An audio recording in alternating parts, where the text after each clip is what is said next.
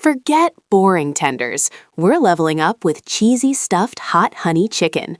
Start by butterflying your tenderloins and tucking spicy pepper jack inside. This sets the stage for the extreme cheese pull. For the ultimate crunch, prepare your dredging station.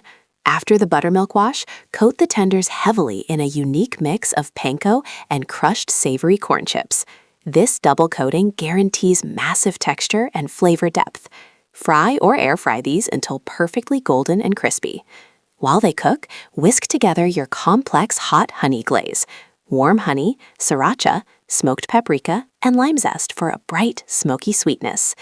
Now for the secret weapon, the extreme cheesy drizzle. Melt Monterey Jack, evaporated milk, and cayenne until perfectly smooth and molten.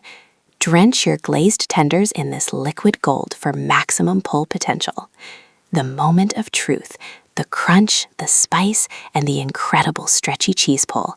This is the modern, unique take on hot honey chicken you need in your life. Don't forget to subscribe, like, comment, and share.